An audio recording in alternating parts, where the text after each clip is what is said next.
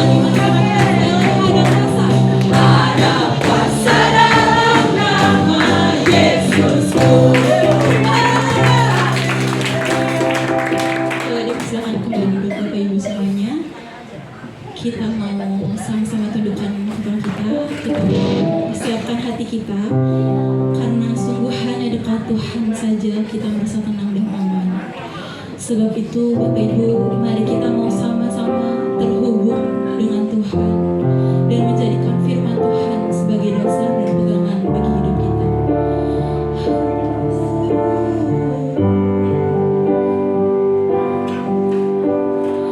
Kasih-Mu layakkan seluruh hidupku, mampukan ku melakukan yang Kau inginkan.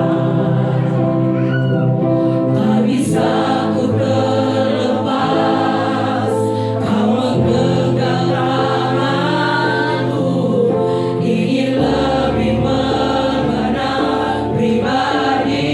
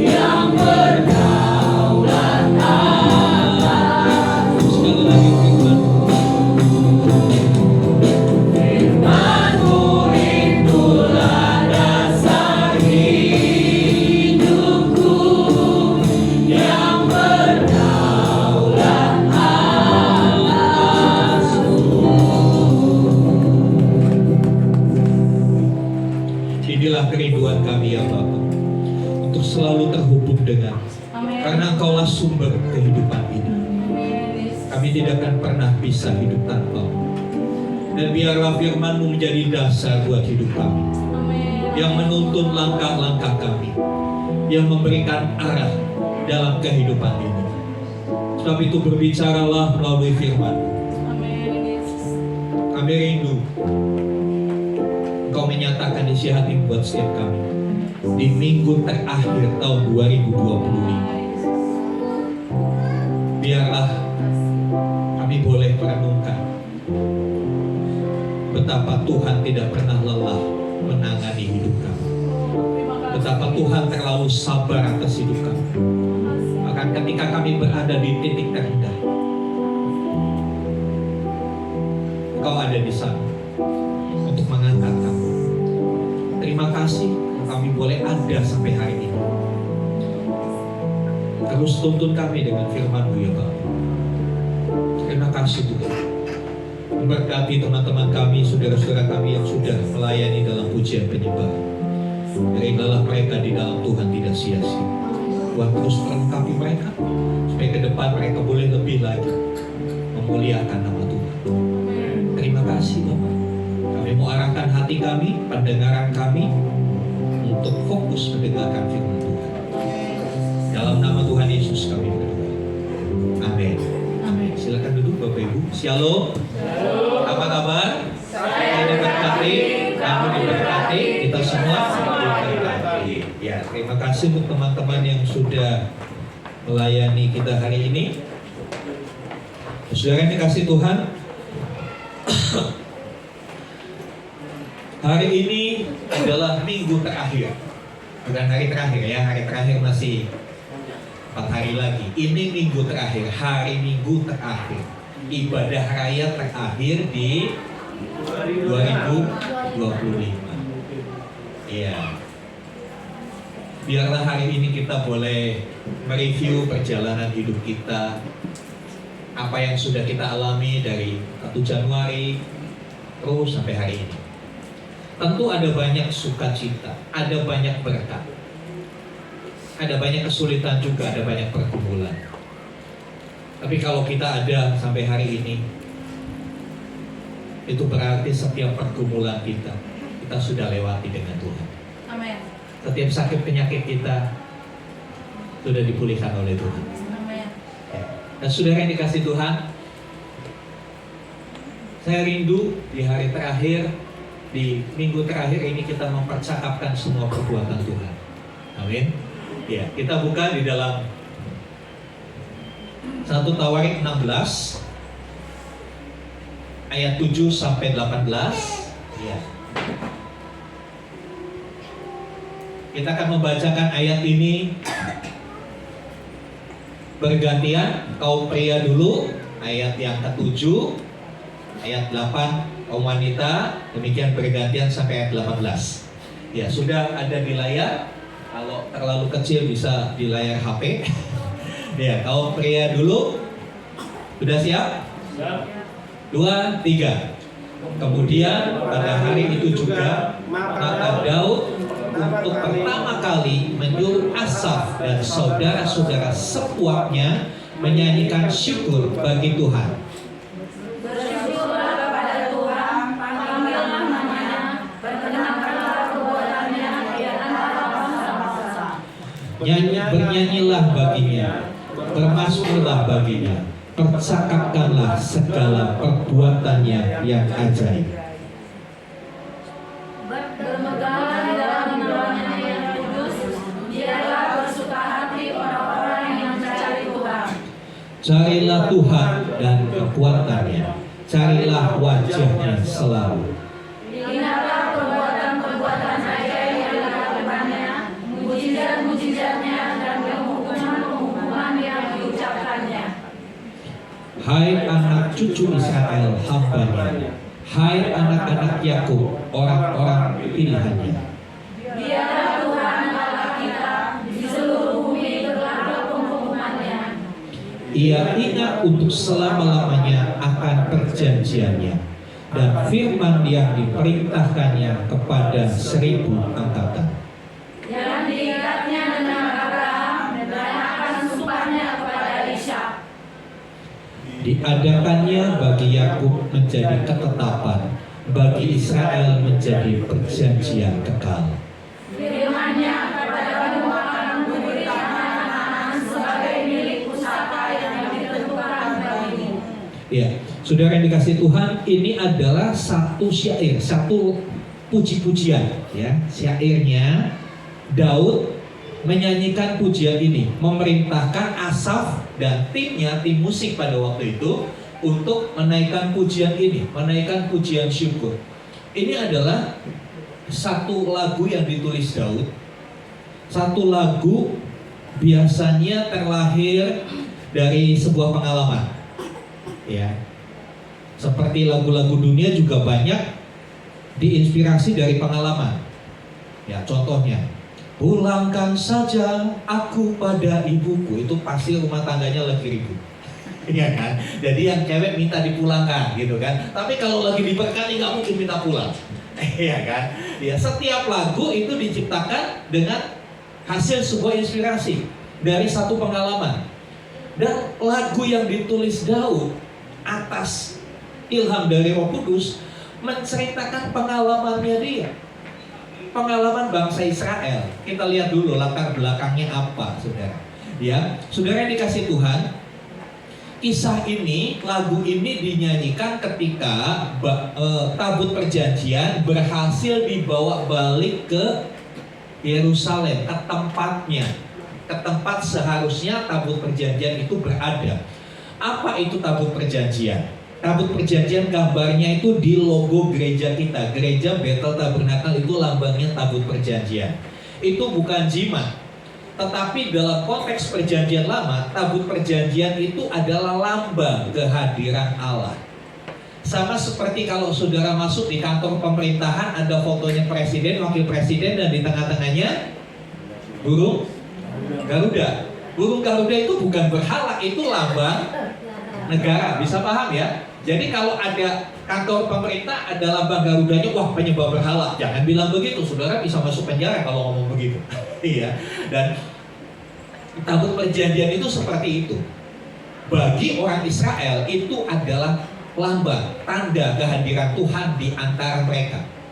Allah yang maha besar, Allah yang maha kuasa mau hadir di antara umatnya, di tengah-tengah tabut perjanjian. Dan ada ceritanya. Kalau kita melihat ya, nanti bisa baca di rumah, ini kan lagi banyak libur, baca Alkitab. Kalau libur kesempatan gaspol, banyak dibaca Alkitab. Amin. Iya. Dalam 1 Samuel 4 dikatakan, diceritakan tabut itu direbut orang Filistin. Tadinya tabut itu ada di Shilo. Waktu itu belum dibangun bait Allah. Masih Raja Daud pun belum jadi raja. Waktu itu pemimpin Israel itu Nabi Samuel. Ya. Pada waktu itu orang Israel menyerang orang Filistin, kalah. Lalu mereka berpikir, wah kalah gimana? Ya udah kita bawa aja tabut perjanjian. Mereka memperlakukan tabut itu seperti jimat. Ya, sama seperti orang Kristen hari-hari ini memperlakukan salib seperti jimat. Dianggap kalau ada salib setannya kabur, padahal setannya ada di dalam dirinya. Gimana mau kabur? Ya kan? Pikirannya pikiran jahat. Iya. Yaitu karena terinspirasi film-film Hollywood. Kalau ada Dracula pakai salib begini, Draculanya lari, salibnya keluar cahaya gitu ya, Draculanya mental. Itu terinspirasi oleh film. Dan sebetulnya itu sangat bertentangan dengan kebenaran firman Tuhan. Salib bukan jimat, tapi salib adalah karya Kristus buat hidup kita. Kita harus menghidupi salib, bukan bawa-bawa salib kemana-mana. Saya tidak melarang Bapak Ibu pakai kalung salib, tapi saya lebih menyarankan pikulah salib. Ya, saya nggak mikul Pak, saya gantung salib pakai kalung salib. Iya, bukan seperti itu. Artinya dalam kehidupan kita harus selalu ingat akan salib Tuhan Yesus. Betapa Dia sudah berkorban begitu rupa untuk dosa-dosa kita. Jadi jangan berbuat dosa lagi. Nah, saudara, tabut perjanjian direbut. Orang Israel kalah perang, lalu yuk bawa tabut aja supaya kita menang. Dan memang pertama orang Filistin takut, wah dia bawa Tuhannya, dia hadirkan Tuhannya, kita pasti kalah. Ayo jangan sampai kalah. Karena mereka bawa tabut Tuhan, suka-suka mereka tidak atas perintah Tuhan, mereka kalah lagi. Dan kekalahan yang kedua ini lebih fatal. Tabut perjanjian itu direbut oleh bangsa Filistin. Orang Filistin bilang, oke, lu udah kalah, tabutnya gua bawa pulang, gua jadi lebih sakti. Udah punya dewa Dagon, ditambah lagi tabut ini, pasti kita akan menjadi bangsa yang paling percaya. Itu dalam pikiran orang Filistin. Jadi tabut itu direbut, dibawa ke tanah Filistin. Tapi Tuhan tidak bisa dipermainkan. Di tanah orang Filistin, Tuhan menghajar bangsa Filistin dengan penyakit. Bisul-bisul mereka. Akhirnya banyak yang mati. Wah jangan, bahaya ini barang bahaya. Kalau di tempat kita terus, habis kita, satu-satu mati. Balikin. Akhirnya ya, tabut itu dikembalikan ke Israel setelah 7 bulan di tanah Filistin.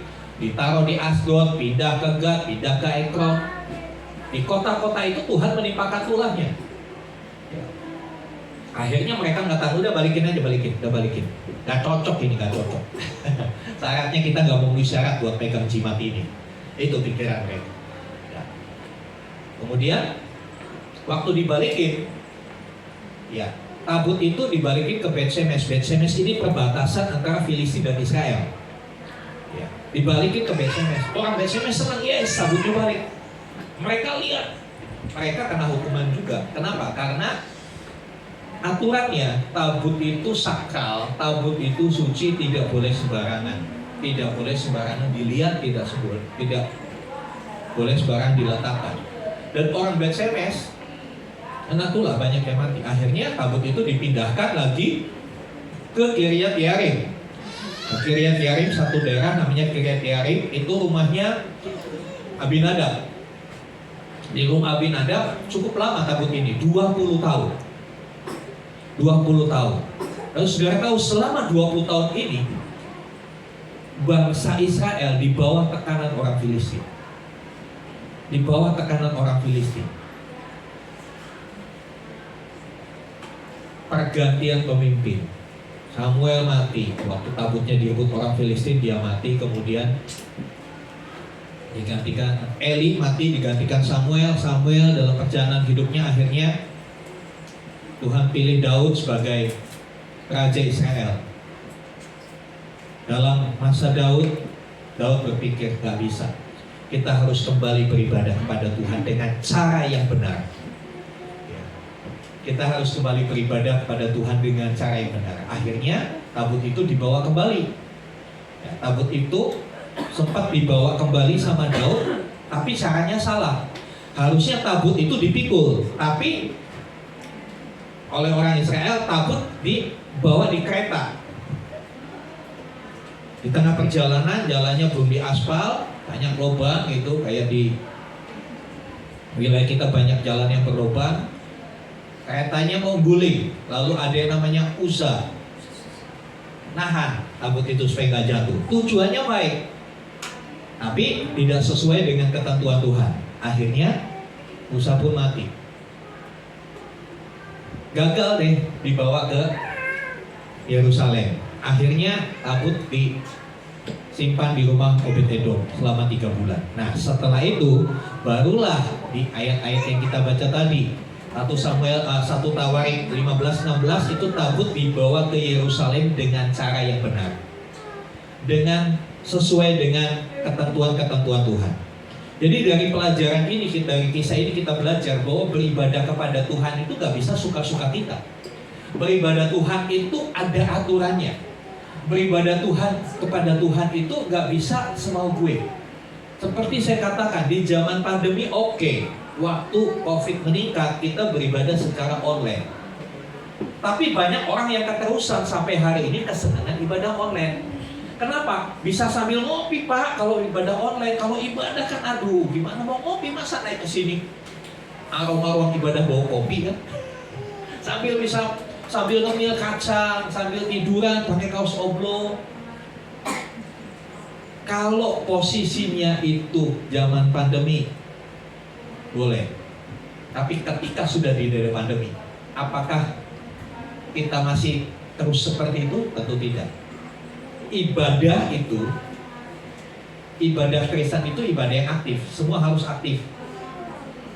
Semua harus menyanyi, semua menyanyi. Ketika doa syafaat, semua berdoa syafaat, gak ada yang ngalamun gitu kan. Jadi ibadah itu ya harus ngikutin aturan-aturannya Tuhan, bukan mau sendiri. Memang kita itu dikasih kebebasan. Coba lihat saudara-saudara kita yang muslim. Kita aturan untuk berdoa, hanya masuk kamar, tutup pintu, berdoa. Tapi mereka, nah kita suruh cuci tangan, cuci kaki enggak? Enggak lah mereka. Cuci tangan, cuci muka, segala dicuci. Ya kan, bahkan begitu selesai cuci-cuci, begitu pakai pakaian ibadahnya, peralatan ibadahnya, tiba-tiba perut mulus, kentut. Balik lagi, ulangi lagi dari awal, nggak boleh.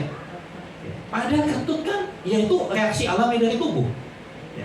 Tapi kalau kita lagi doa syafaat terus kentut, kira-kira diulangi lagi nggak doanya? Tuhan tuh ngerti. Tapi kadangkala karena dikasih kebebasan gitu, kita semakin seenaknya. Kita semakin nggak tahu diri menghadap Tuhan.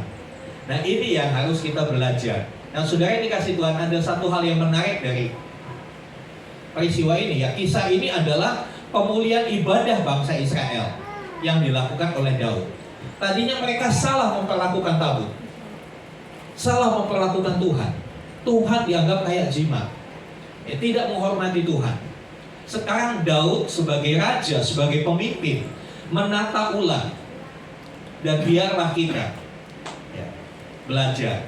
Mungkin tahun 2025 kita kurang bersungguh-sungguh dalam beribadah.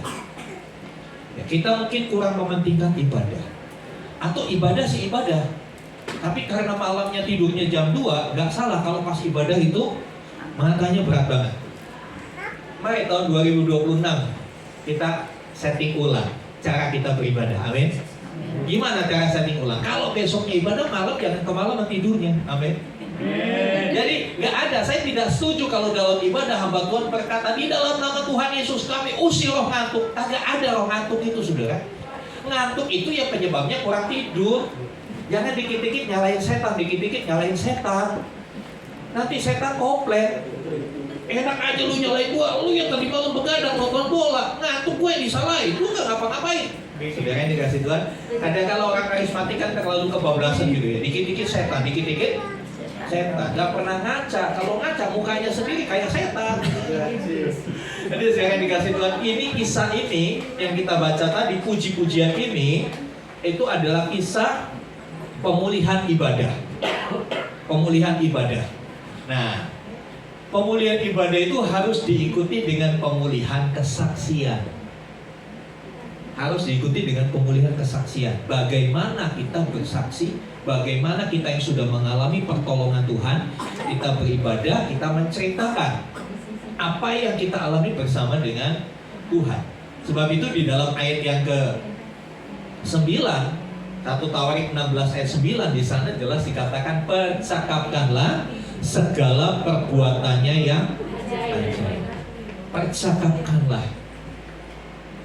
Kita sudah di akhir 2025. Tentu dari Januari sampai November lah gitu ya. Ada begitu banyak perbuatan ajaibnya yang kita alami. Amin. Amin. Sudah belum kita percakapkan? Nah, kita akan lihat. Saudara yang kasih Tuhan. Yang pertama, kesaksian itu harus mulai dari hati yang bersyukur. Ya, orang tidak akan pernah bisa bersaksi kalau belum bisa bersyukur. Jadi bersyukur itu langkah awal untuk kita bisa bersaksi tentang Tuhan. Ya. 1 Tawarik 16 ayat 8 di sana dikatakan, bersyukurlah kepada Tuhan, panggillah namanya. Dalam terjemahan TB2 dikatakan berserulah, serukanlah namanya. Ya, perkenalkanlah perbuatannya di antara bangsa-bangsa. Ini urutannya jelas, bersyukur dulu, kita bisa berseru kepada Tuhan, baru kita bisa memperkenalkan. Orang yang tidak pernah bisa bersyukur gak mungkin bisa bersaksi. Orang yang gak pernah bisa bersyukur bisanya mengeluh. Kalau kita gak bisa bersyukur kan kita mengeluh. Kalau kita mau cerita itu Tuhan itu hebat buat saya, enggak. Yang diceritakan apa? Aduh, gua susah loh. Ternyata melayani Tuhan itu susah, dikeser kiri kanan begini. Mengeluh. Tapi kalau orang yang bisa bersyukur, dia akan cerita, gua melayani Tuhan dahsyat. Tuhan itu luar biasa. Dia tidak pernah berhutang. Saya keluar biaya ongkos untuk latihan, kadang-kala kehujanan. Tapi Tuhan memberkati saya tidak pernah kekurangan. Bisa bersyukur. Ya. Saudara yang dikasih Tuhan, ya, kesaksian sejati lahir dari hati yang bersyukur. Ya, kesaksian sejati itu lahir dari hati yang bisa bersyukur. Apa sih artinya bersyukur? Sadar akan anugerahnya Tuhan. Saudara coba, kira-kira Tuhan itu punya kewajiban nolong saudara enggak? Nah, apakah kita punya hak nuntut Tuhan untuk tolong kita? Tapi kalau Tuhan tolong kita, itulah namanya anugerah. Sama seperti keselamatan kita. Tuhan tidak berkewajiban menyelamatkan kita. Justru Tuhan berkewajiban menghukum kita, karena hukumnya jelas, upah dosa adalah maut. Tapi kenapa Tuhan menyelamatkan kita? Itu anugerah. Kita nggak punya hak apa-apa. Minggu lalu saya katakan, Yesus mati bagi saya, bagi saudara, ketika saya dan saudara masih berdosa. Dia mati bukan waktu kita udah jadi baik, waktu kita udah melayani, waktu kita sudah mengikuti firman Tuhan. Enggak, ketika kita masih berdosa. Dan sampai hari ini kadang-kala kita masih kepleset kan, berdosa. Tapi apakah Tuhan tidak menolong kita? Dia tetap menolong kita. Itu anugerah. Sebab itu sadarlah bahwa hidup ini hanya karena anugerah. Cuma masalahnya di sini, saudara. Ya, betul gak ini yang saya tulis? Kita lebih suka menceritakan masalah kita. Ya, kita lebih suka cerita masalah kita daripada menceritakan kebaikan Tuhan. Kita suka lupa menceritakan penyertaan Tuhan. Yang kita ingat cuma masalah kita, kesusahan kita. Kita selalu bilang, Tuhan, aku gak punya duit. Tapi kok gak punya duit sehari bisa makan 3 kali ya? Kita lupa yang kita bisa makan 3 kalinya pemeliharaan Tuhan, kita lupa. Yang kita pikir gak punya duitnya. Saudara dikasih Tuhan. Padahal kita sering ditolong Tuhan. Bilang sama saudara, sering ditolong Tuhan kan? Sering gak ditolong Tuhan? Sering. Apakah di sini ada yang gak pernah ditolong Tuhan? Nanti kita akan doa puasa khusus buat orang yang gak pernah ditolong Tuhan. Saya percaya setiap kita pernah ditolong Tuhan. Apapun itu, hal kecil, hal besar, ya, begitu banyak pertolongannya. Saya selalu katakan kalau kita bikin catatan itu mungkin 1 buku. Kita sering ditolong Tuhan. Ya. Semua itu karena anugerahnya. Sebab itu mari kita tanyakan sama diri kita sendiri. Apakah orang di sekitar kita sering dengar dari kita? Apa yang orang di sekitar kita sering dengar dari kita? Apakah mereka sering mendengar keluhan kita? Atau mereka sering mendengar Tuhan yang bekerja dalam hidup kita? Lebih banyak mana? Keluhan. Ya.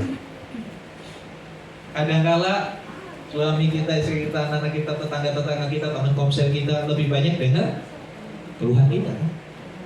Yuk kita mau perbaiki ibadah kita, amin. Kita mau resetting, mau setting ulang, mau atur ulang hidup ini. Di tahun 2026 kita punya tampilan hidup yang berbeda. Tampilkan hidup yang berbeda. Ya. Selanjutnya, saudara. Yang kedua, kesaksian itu memuliakan Tuhan, bukan memuliakan diri sendiri. 1 Tawarik 16 ayat 10, bermegahlah di dalam namanya yang kudus. Bermegah itu artinya apa ya? Wah, bangga gitu.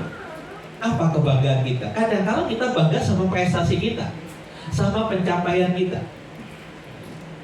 Tapi firman Tuhan bilang berbanggalah di dalam namanya. Berbangga itu karena Tuhan. Sungguh ku bangga Bapa, punya Allah seperti Engkau. Sungguh ku bangga Yesus, atas segala pengorbananmu.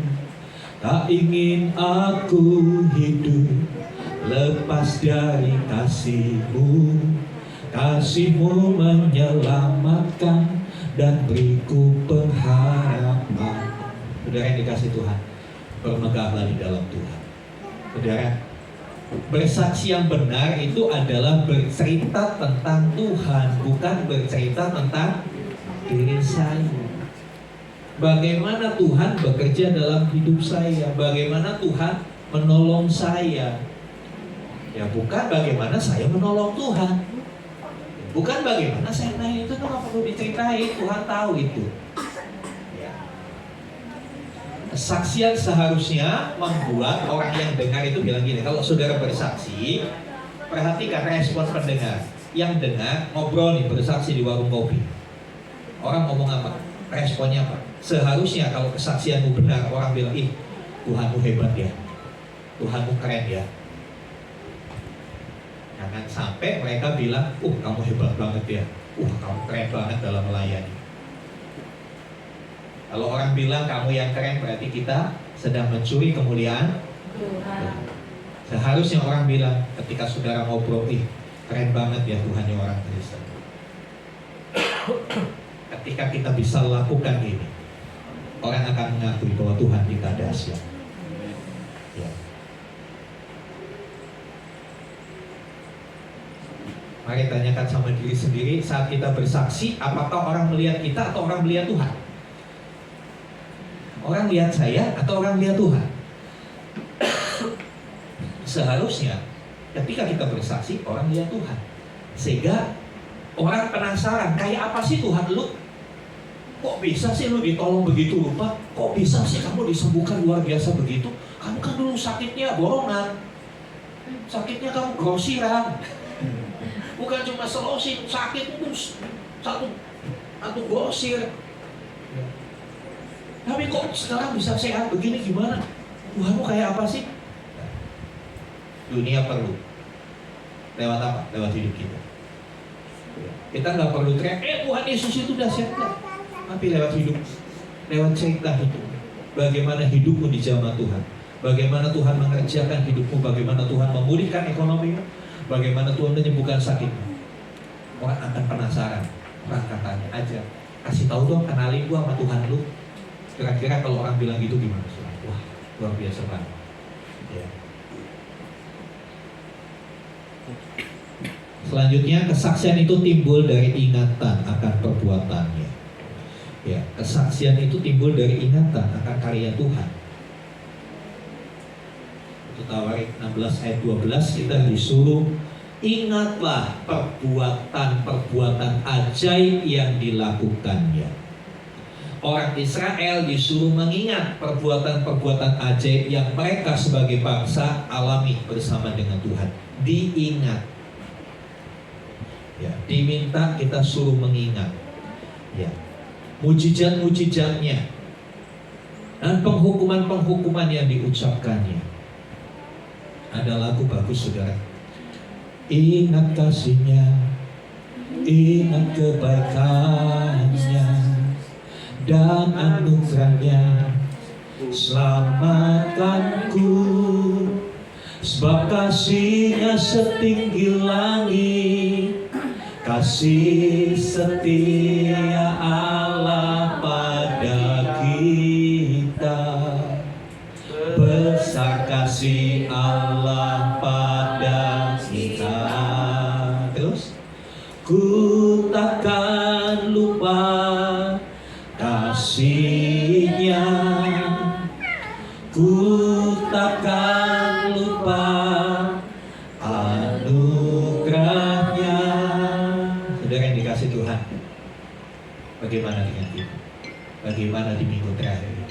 Kita masih ingat perbuatan-perbuatan Tuhan atau kita lupa? Ya. Iman akan jadi lemah kalau kita lupa akan apa yang Tuhan sudah perbuat dalam hidup. Bagi contoh, kita hidup ini kan sering sakit, betul nggak? Adakah di sini yang sakitnya cuma sekali seumur hidup? Iya. Saudara, kalau kita lagi tiba-tiba sakit, kalau kita ingat perbuatannya, 3 tahun yang lalu aku juga sakit lebih parah dari ini, tapi Tuhan tolong saya, Tuhan sembuhkan saya. Kalau ini mah kecil, Tuhan pasti tolong saya. Iman kita kuat. Tapi kalau kita lupa, betul gak? Kita jadi galau. Kita jadi mengasihi diri, aduh kenapa ya aku kok begini. Lupa dulu pernah ditolong Tuhan. Demikian juga masalah-masalah lain, masalah ekonomi. Saya percaya bukan 1 kali 2 kali Tuhan menolong kita dalam hal ekonomi. Amin. Bukan 1-2 kali, berulang kali Tuhan tolong kita. Udah kepepet nih. Harus bayar ini, kalau nggak bayar diusir. Apakah Tuhan membiarkan kita? Tidak, Tuhan tolong. Jadi kalau hari ini di penghujung tahun sudah ada dalam kondisi seperti itu, ayo ingat lagi 2-3 bulan yang lalu atau 2-3 tahun yang lalu bagaimana Tuhan tolong kita. Ketika kita ingat perbuatannya, ketika kita ingat mujizatnya, kita jadi kuat. Imannya bangkit lagi, percayanya, pengharapannya makin kuat kepada Tuhan. Ya, kadangkala kita lupa, jadinya kita lemah. Ya, tanyakan pada diri sendiri, apakah kita masih mengingat doa-doa yang sudah dijawab Tuhan?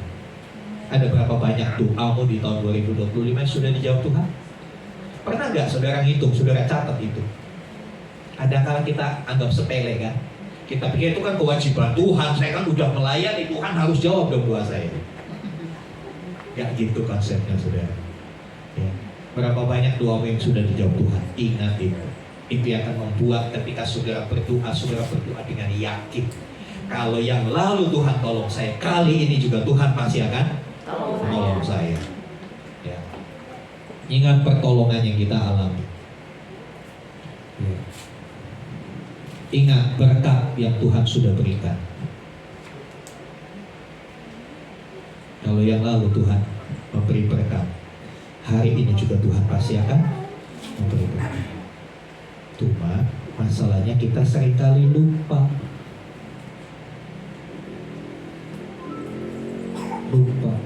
Jangan lupa saudara. Ya. Sebelum tahun ini berganti, ada baiknya saudara bikin catatan. Catat semua berkat dan pertolongan Tuhan dalam hidup. Ya, sambil menunggu tanggal 31, saya kasih PR. Saya kasih PR, catat semua kebaikan Tuhan yang sudah alami di tahun 2025. Nanti saudara akan melihat dan saudara akan berkata, nikmat apa yang kau dustakan lagi? Ya, nikmat apa yang kau dustakan lagi, saudara? Ya, begitu besar kasihnya atas kita. Begitu banyak pertolongannya bagi hidup kita. Tapi kadang-kala, maaf kalau saya katakan, kita nggak tahu diri. Tuhan udah begitu baik, kita masih nuntut terus sama Tuhan. Ya kan? Kita masih ngomel terus, kita masih ngeluh terus. Kalau saudara punya anak begitu gimana saudara? Ih, gue kata juga lu nanti. Tapi untungnya Tuhan gak gitu ya saudara. Tuhan panjang sabar. Tapi ingat, Tuhan panjang sabar, tapi Dia tidak maha sabar. Kalau panjang itu ada batasnya. Walaupun namanya panjang, tapi tetap ada batasnya. Hati-hati dengan kesabaran Tuhan. Jangan dibuat mainan kesabaran Tuhan. Murkanya bisa datang tiba-tiba. Ya, kalau kita mempermainkan kesabarannya. Selanjutnya saudara, bersaksi itu karena perjanjiannya. Ya. 1 Tawarik 16 ayat 15 di sana dikatakan, Dia ingat untuk selama-lamanya akan perjanjiannya. Tuhan aja ingat untuk akan perjanjiannya. Tuhan ingat apa yang Dia janjikan buat saudara. Tapi kadang-kala kita kebanyakan janji. Nanti ini pasti di akhir tahun ibadah tutup tahun di tempat ini kita majukan tidak jam 7, jam 5. Jam 5 tujuannya apa? Supaya nanti saudara bisa lanjut dengan kumpul dengan keluarga. Ya, jadi 31 Desember kita akan kumpul di tempat ini jam 5. Pasti di situ banyak yang janji sama Tuhan. Tuhan, nanti 2006 saya akan lebih rajin. 2006 saya mau baca Alkitab, saya mau bangun pagi, saya mau begini. Pasti banyak janji. Tapi biasanya belum sampai Desember 2026, paling juga sampai Maret. Udah? Nah, Anda yang mengatakan bukan saya. Semoga tidak terjadi buat para beriman dulu. Ya. Kadang-kala kita lupa sama apa yang kita janjiin. Kita tuh kayak politikus, kayak caleg-caleg yang kemarin kampanye itu loh. Nanti kalau saya terpilih saya begini. Ternyata lehoi katanya. Ternyata sok. Ampuni saya Tuhan. Amin. Bersama-sama bilang ampuni saya Tuhan. Tuhan ingat sama perjanjiannya. Bahkan dikatakan akan firman-Nya yang diperintahkannya kepada 1000 angkatan. 1000 angkatan itu berapa tahun sebenarnya? Satu angkatan berapa tahun? Ada yang bilang satu angkatan itu 40 tahun. Anggap aja 40 ya. 40 tahun kali 1000. Wah, banyak. 40.000 tahun Tuhan ingat. Nah kita boro-boro 40.000 tahun, 40 hari udah lupa. 40 hari udah lupa. Ya. Janji-janji, tinggal janji, baca Alkitab, hanya mimpi.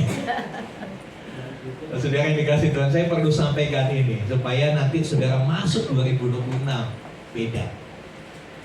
Hidupmu beda. Hidupmu makin dekat dengan Tuhan.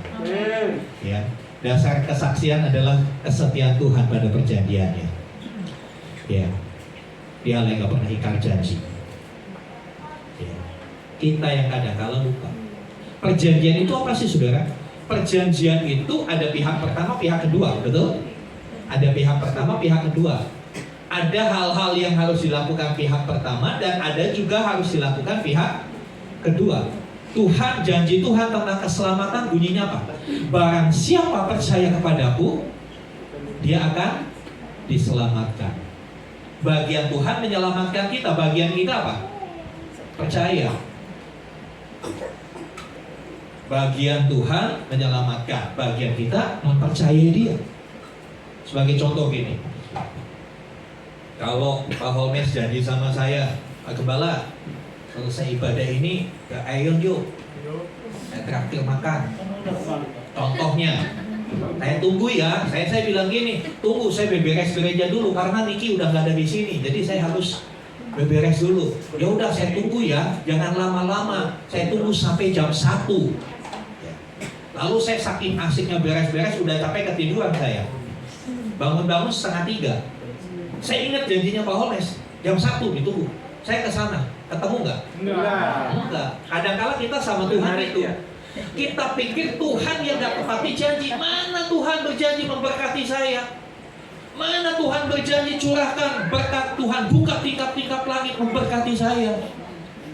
Kita lupa syaratnya, ya kan? Kita lupa syaratnya. Padahal Maleakhi 3:10 syaratnya apa? Bawalah persembahan persepuluhan, baru aku buka tingkap-tingkap langit. Tapi kita nuntut Tuhan.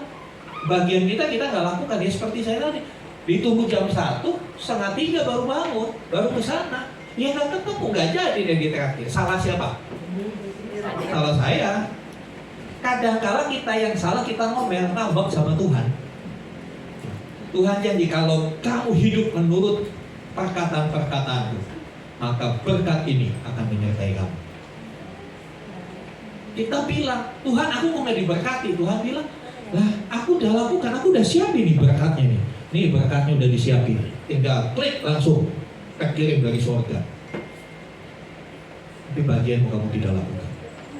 Seringkali itu yang terjadi dalam hidup kita, saudara. Ya, kita nuntut Tuhan, kita lupa. Kita lupa kita udah janji apa sama Tuhan. Ayo, yang punya janji. Makanya saya kadang-kala kalau ada kebutuhan gereja, mau retret kamu apa, saya sebetulnya paling menghindari yang namanya janji iman. Kalau janji iman tuh bikin saudara berdosa nanti sama Tuhan. Ya, karena itu manusia itu gampang lupa. Susah ingat, gampang lupa. Kalau udah lupa, yang lupa lebih galak. Lebih banyak protesnya kalau yang lupa itu. Ada dia yang lupa. Ya. Coba kalau saudara taruh satu benda terus tiba-tiba lupa. Padahal itu benda ada di tas saudara. Ketinggalan di sini, wah semua hebohnya sedunia. Padahal ada di dalam tas. Kadang-kadang kita sama Tuhan ya jangan lagi. Ya, dia setia. Dasar dari kesaksian kita adalah kesetiaan Tuhan. Ya, pada janjinya. Dalam Kristus kita hidup dalam perjanjian yang baru oleh karena darahnya. Perjanjian baru sah kalau ada materainya, betul kan? Betul. Ya, ketika Bapak Ibu beli rumah, transaksi di notaris ada materainya, tanda tangan tuh masing-masing. Ya, pembeli tanda tangan di atas materai, penjual juga tanda tangan di atas materai. Nah, sekarang materainya dari Yesus. Materai perjanjian di dunia hanya 12.000, sudah, betul? 12.000 aja udah sah, udah dibawa. Kalau salah satu pihak melanggar, yang 12.000 itu cukup membawa yang melanggar ke pengadilan, ke hukum.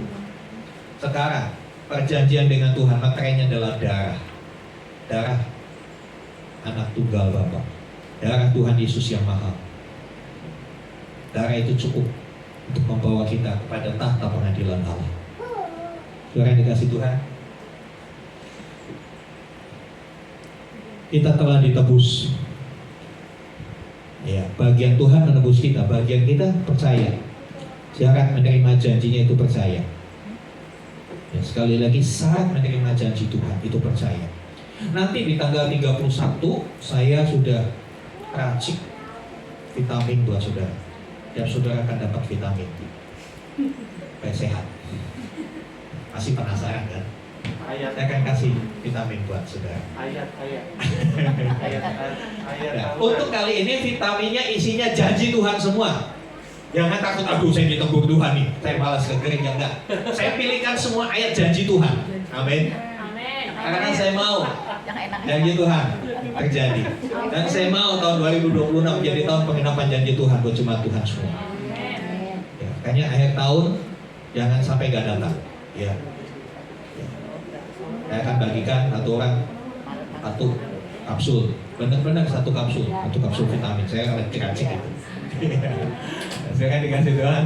Ya, Tuhan selalu setia, bahkan ketika kita nggak setia. Dalam 2 Timotius 2 ayat 13 kita buka 2 Timotius 2 ayat 13.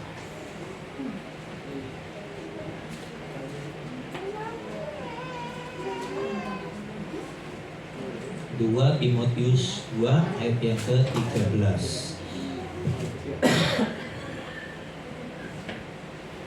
Demikian firman Tuhan. Jika kita tidak setia, Dia tetap setia. Ulangi lagi. Jika kita tidak setia, Dia tetap setia. Karena Dia tidak dapat menyangkali diri. Apakah dengan ayat ini kita berkata, ya udah kalau gitu saya nggak usah setialah, Tuhan juga tetap setia? Ya. Jangan berpikir seperti itu. Ingat, Tuhan panjang sabar, tapi Dia tidak maha sabar. Jangan bermain-main dengan kesabaran Tuhan. Jangan bermain-main dengan kesabaran Tuhan. Ya. Saudara yang dikasih Tuhan, ya.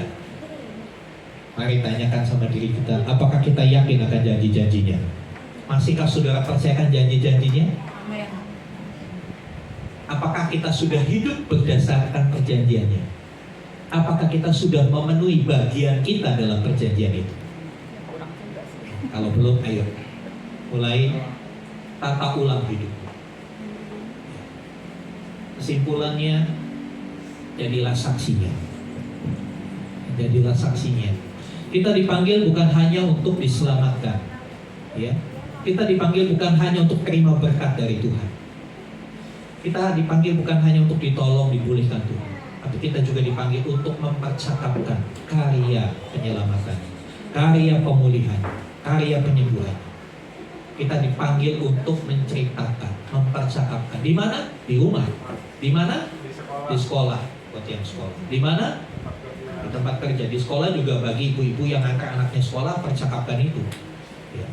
Jadi kalau ibu-ibu yang suka angkat anaknya ke sekolah, nungguin, jangan ngegosip, tapi ceritakan kebaikan Tuhan. Amin. Kemudian di tempat kerja, di Komsel, ya, di mana lagi? Di medsos. Apa yang kita percakapkan di medsos? Ya. Dimanapun juga. Saudara yang dikasih Tuhan, mau praktek? Mau praktek mempercakapkan kebaikan Tuhan? Berapa banyak yang mau praktek? Boleh katakan. Amin. Oke, praktek ya. Saya undang Ibu Jusna nih maju ke depan, ceritakan kebaikan Tuhan dalam hidup Anda. Udah katakan, ya mari. Selama tahun 2025 Tuhan banyak tolong Ibu. Amin. Ayo ceritakan. Kan praktek. Tadi udah angkat tangan. Oh, ayo mari.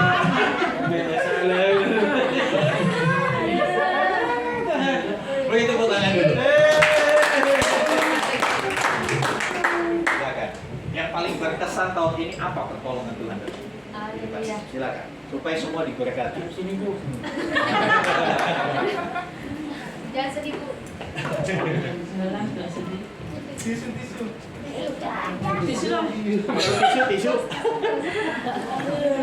Shalom semuanya.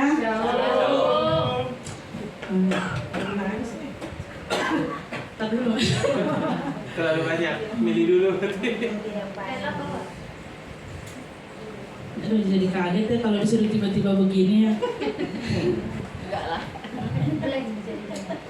Di tahun 2025 ini, puji Tuhan, pertolongan Tuhan sangat banyak dan yang paling berkesan.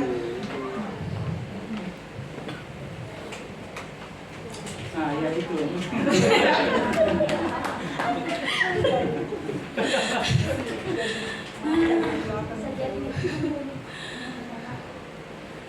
Pokoknya intinya aja ya, Tuhan itu selalu menolong kami walaupun kami terjatuh ya, tetap Tuhan topang kami dalam situasi kami yang terpuruk sekalipun. Tuhan tidak pernah meninggalkan kami. Tuhan jadi sedih. Kalau ingat-ingat kayak gitu jadi sedih gitu. Kalau mau diceritakan jadi mau nangis. Tapi yang diingat di sini ya kebaikan Tuhan, karena bisa sampai saat ini ada di sini tuh ya. Jadi semua karena kebaikan Tuhan sama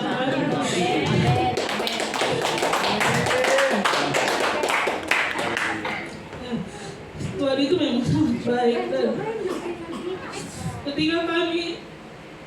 ketika kami terpuruk, ketika kami pernah saat-saat kami mau meninggalkan Tuhan, Tuhan tetap melawat kami. Amin.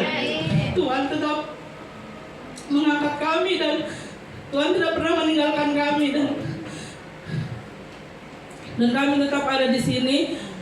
Dan sedih, nggak tahu lagi ngomong apa Pak. Oke. Jangan pernah kita tinggalkan Tuhan, dan kita tetap ingat kebaikan Tuhan kepada kita, karena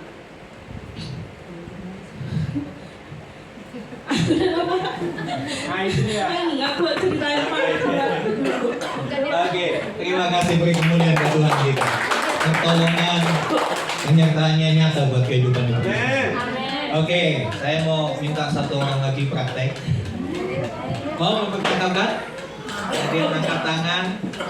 Kayaknya semua angkat tangan. Bagas. Iya. Siapa ya? Mami Joshua. Iya. Ayo, Mami Joshua.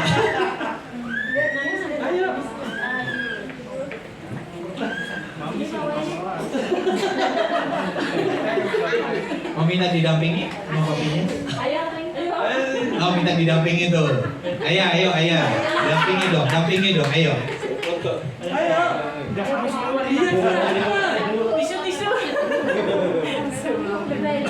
Shalom semuanya. Shalom.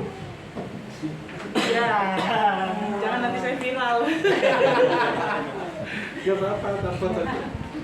Deg-degan sumpah. Jadi kena tembak juga ya. Mau ngomong apa ini? Ngomong apa kebaikan kali? Berarti kebaikannya ya. Puji Tuhan selama 2 tahun berturut-turut. Doanya selalu minta karena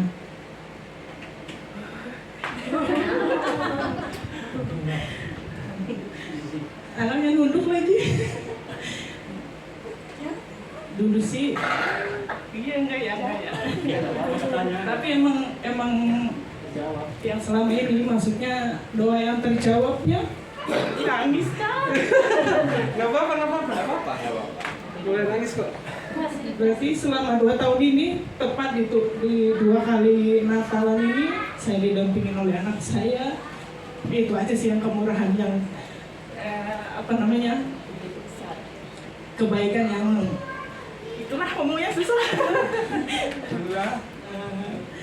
Pokoknya walaupun kita beda keyakinan, tapi kakak selalu ngedukung, selalu ngasih pengertian. Pokoknya Tuhan sangat baik. Ya, senang ya bisa bernatal bersama dengan kakak ya. Oke, saya cuma minta satu lagi saja. Siapa dia? Saya jalan deh ke tengah. Biar makin deg-degan gitu kan. Biar makin deg-degan. Kalau gini kan pasti hilang ngantuknya. Siapa nih? Pada tunduk semua. Gak pernah dikasih muka ke saya. Takut dikasih mic. Apa kabar Ibu? Ya, tenang. Silakan. Ayo.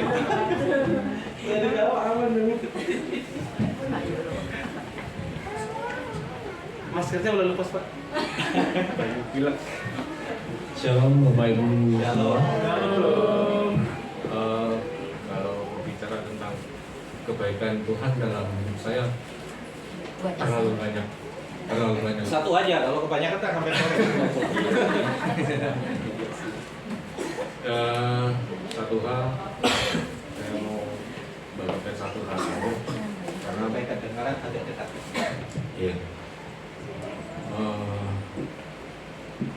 Yang jelas Tuhan selalu angkat saya serta keluarga dari keterpurukan.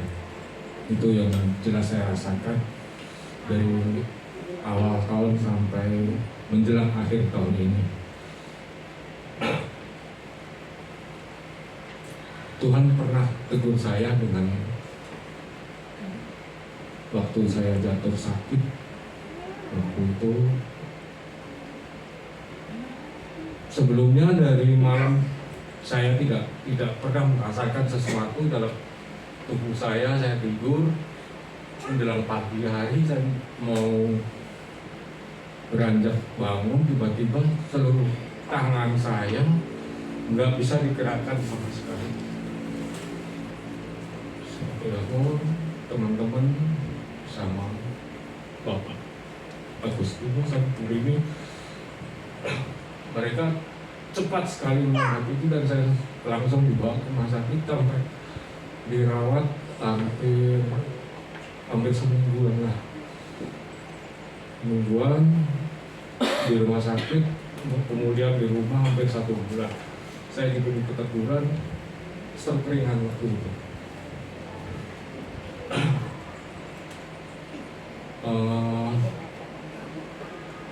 Jelas-jelas saya rasakan Tuhan teramat baik dengan hidup saya. Dan sampai saat ini saya boleh dikasih kesempatan lagi untuk hidup dan berjalan bersama Kristus. Dalam pelayanan kami saat ini, saya berterima kasih sekali. Dan puji Tuhan, saya selalu ucapkan itu. Ya, puji Tuhan. 2 kali Mas Bagas ini mengalami satu kejadian yang cukup mengerikan ya. Satu, saya masih ingat dulu, siram air panas sampai terbakar hampir sepertiga tubuhnya. Jadi kalau saudara melihat beliau bisa tampil di depan, bisa ngomong lancar, luar biasa. Sakit yang kedua yang disebutkan itu stroke. Stroke bisa pulih seperti ini itu hanya karena Tuhan. Yang penyembuh yang sejati buat hidup kita. Mari sama-sama lagi berdiri. Di musik kembali ke posisinya.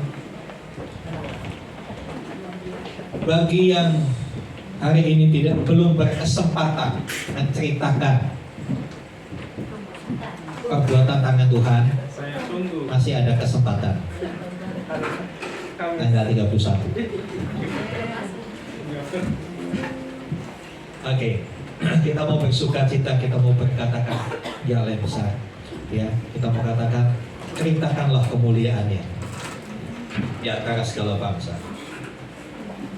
Ya, biasanya kalau habis firman Tuhan kan lagunya lagu-lagu galau. Kali ini lagu sukacita. Amin. Karena kita bersukacita Allah baik, di Allah yang dahsyat.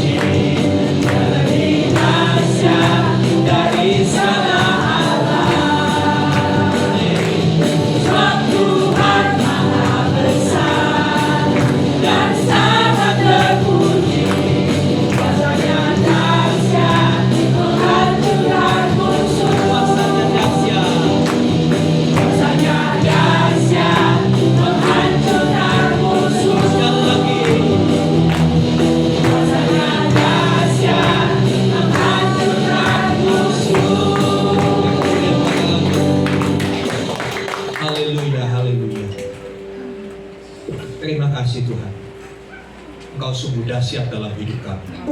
Engkau terlalu dahsyat di tahun 2025 buat hidup kami. Ada begitu banyak pertolongan. Terima kasih untuk setiap doa-doa yang Tuhan jawab. Terima kasih untuk setiap janji Tuhan yang Kau genapi dalam hidup kami. Engkau terbukti Allah yang setia, tidak pernah ingkar janji. Ampuni kami seringkali kami tidak setia. Ampuni kami terlalu banyak mengeluh. Ampuni kami kalau kami tidak menepati janji kami kepadamu.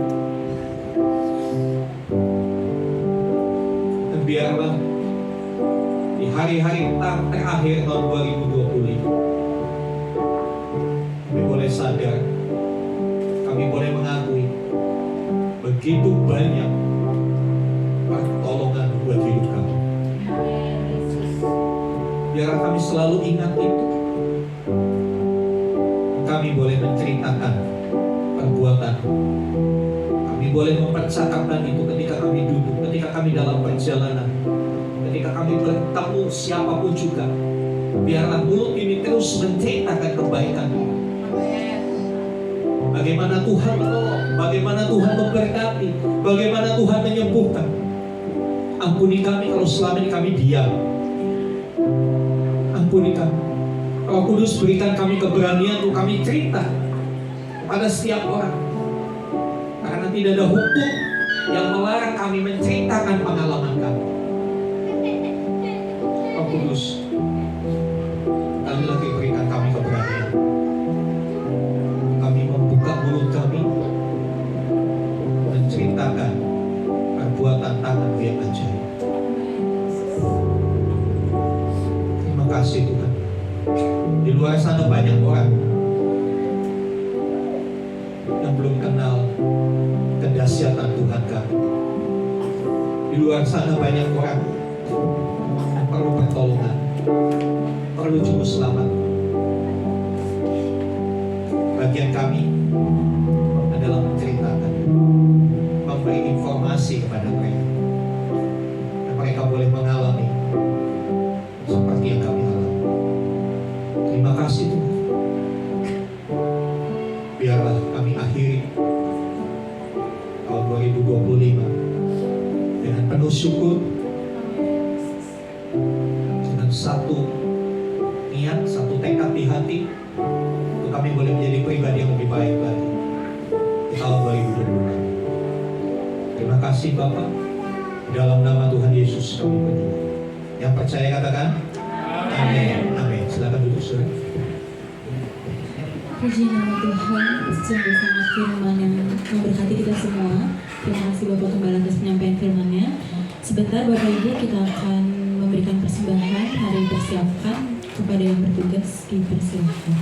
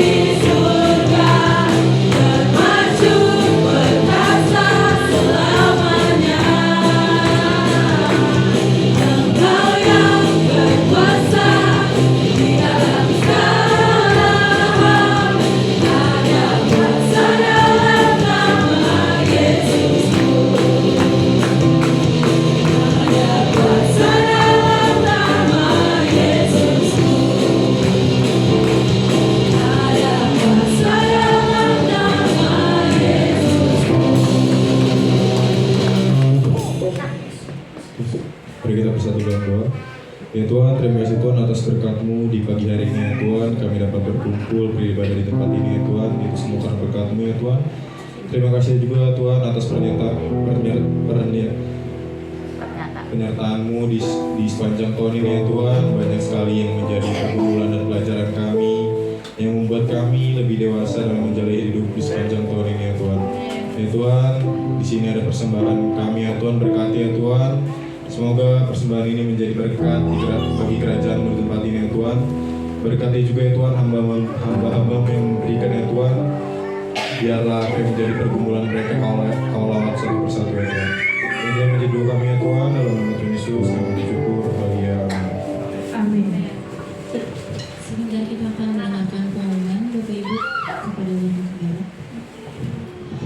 Ya, saudara, informasi seperti yang tadi saya sampaikan,